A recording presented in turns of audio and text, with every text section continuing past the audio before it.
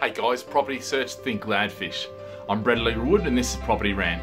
So, how do we know that a tenant's going to pay the rent? Okay, and this is actually probably for beginner investors, because once you've had a few properties and you've had them for a period of time and you've got everything settled down, you realise that actually it's very rare that things do go wrong. And when they do, if you've got a good agent, you address them, it's not an issue. So how do we know they're going to pay the rent? The reality is we don't. We don't control them, we don't control their lives, we don't control their circumstances. The best we can do is provide a property that has good solid fundamentals, shops, schools, transport links, major employers, major investments, that's attractive to the tenant, that's well upkept, that any problems are sorted out. And if we actually sort that out and we deal with that stuff, okay, then we're more likely to put ourselves in the best position possible. But that doesn't mean that they're not going to lose their job, they're not going to get pregnant, fall in love, break up, like all the normal life things that happen that can cause financial strain, okay? So yes, we can do tenant referencing and we can do all that sort of stuff, but at the end of the day, you cannot control another person, okay? And you can do the best you possibly can by getting and this is, the real key is getting a really good managing agent, because the reality is, in my experience, of over 20 years, is when something's going wrong, it's often not just an isolated incident. If they don't pay their rent on time, once you might let them get away with, second time, you know what, you better be ready to move them out, because the reality is, very rarely do they come back and they pay up and do all that sort of stuff. What you'll tend to find is lots of excuses and things like that.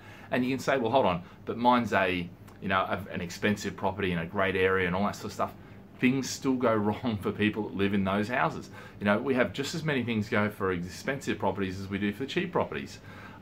Sure, cheap properties, you can get into the housing association and things like that, and they present their own issues. But if we're talking about, vanilla lettings deals, if you like, which are normal mum and dads, families, that sort of stuff, stuff happens. You can only put yourself in the best position. You cannot control the other person. The important bit is when something does happen, like they pay the rent late or they, short pay it or whatever it is, that you have a managing agent that gets on top of it, gets on top of it quickly and really manages that well. And that is often the determination between, having a real pain in the ass, excuse the French, or just having a seamless, effortless thing where, yes, you may have to eject them, but you've got everything sorted, you've got everything in order, and it just happens and it's in process. And yeah, you may have to try and collect some money off them, and you may lose some money. That does happen, okay?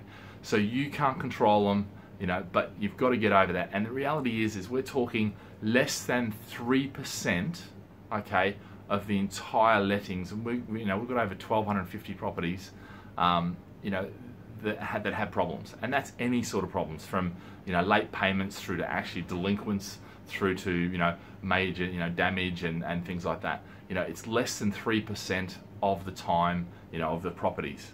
And obviously some properties in more lower areas, yeah, that's when you have a lot more, you have a lot more problems in those areas when you're dealing with a really low tenants. That's not right, the low rental figures and low property prices, because oftentimes the spec of the property isn't as good and things like that.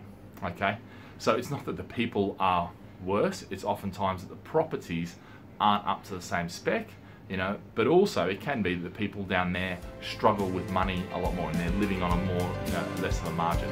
Okay guys, have a great day, live with passion.